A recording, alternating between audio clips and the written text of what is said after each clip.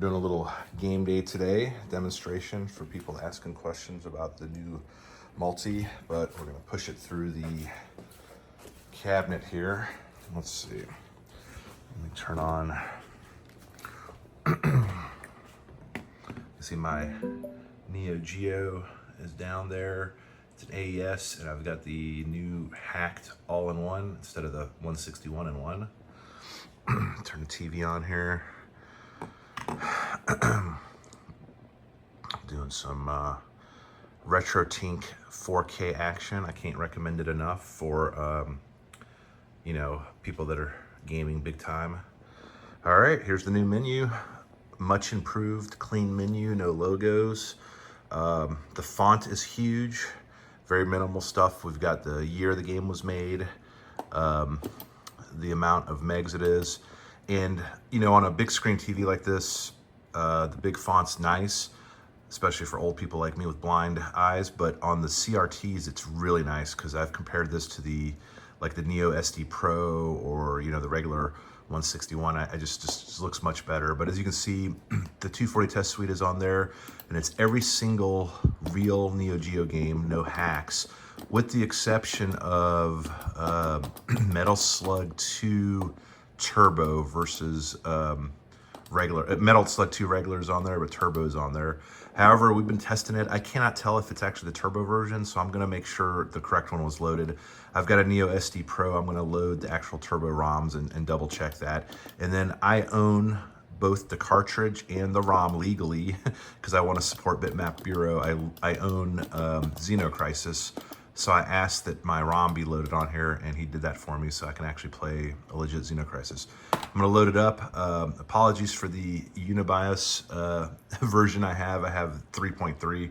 It's been a long time, so you can see the game pops up instantly. There's no loading. Audio, you know, works. I think this is Euro home version, so, you know, if you're familiar with Neo Geo. I've got scan lines on, going back to the RetroTink, so you can kind of see that effect. If you look close there, I think basically this is the way I like to play, but you know, no worries if you're not a scanline person. And basically, yeah, that's it. The game plays normal, audio is normal. Let me mute it and just add. For this, if you do like the Unibias menu, the soft reboot, it just goes back to the game's selection. So there is a hack for the Unibias 4.0 where it allows you to do that and you boot back into the game menu. I think it's recommended because, you know, we're all lazy and old. But for the AES version, the other option is just to hit the reset button and you'll just pop right back into that game select menu, just like the 161-in-1. So again, much improved. Everything's better about it.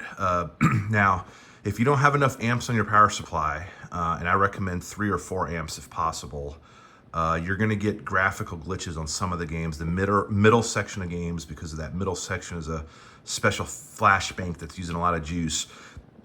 The guy that made mine has done everything he can to make this safe for the AES, so I'm not worried about that. However, the regular power supply I think only provides like 0.8 amps or 1.2 amps or something. You've got to roll with 3 to 4 amps. You know, the more the merrier. Don't worry. On amperage, your Neo Geo will take what it needs.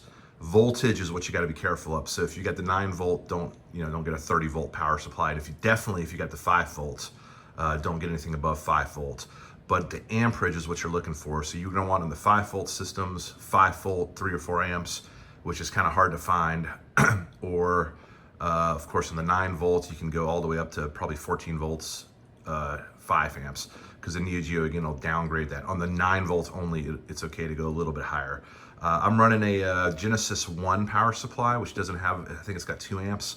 So I do get some slight glitches on some games. So I'm gonna upgrade to a Triad power supply here shortly. Just haven't done it. So anyway, feel free to shoot me questions if you got it. And I'm gonna post this just because I got a couple questions and I figured I'd share.